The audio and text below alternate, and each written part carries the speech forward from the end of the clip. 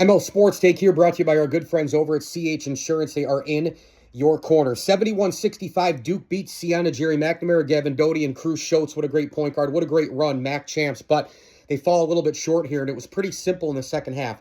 You kind of had the idea, right? They were up double digits first half. The shooting was great. They were locked in all the way defensively, but it was a question of athletes, size, physicality, and when you start getting gas, especially defensively, those rebounds, they could not get big rebounds, in the second half early and then all the way through to the end.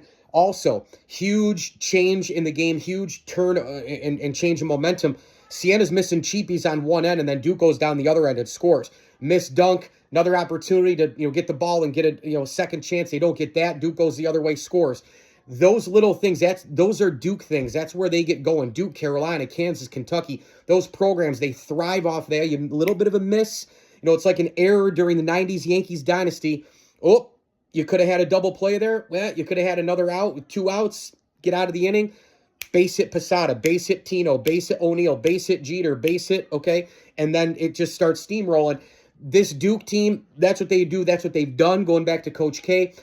I thought that Siena played an unbelievable game. They were not terrified of the moment. Jerry was all over. Wicked intensity.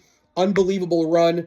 Great try. I was hoping so bad they were going to pull it off. 16 beating a 1. It's happened twice. It almost happened a third time today. But in that second half, size, athleticism, physicality, the wear down, all those different things there. Doty, I thought, had his legs under him, in that second half. A lot of shots just didn't go down, and it wasn't just a 7-footer inside for Siena missing some cheapies, the dunks, the lanes, and all that. There were a lot of those balls that kind of went up. There was an in and around 3 that was missed. A couple others on the wing that were kind of up and just front rim, just almost not enough. Back end shots off the backboard. A lot of shots where you need the breaks and you need them to go in.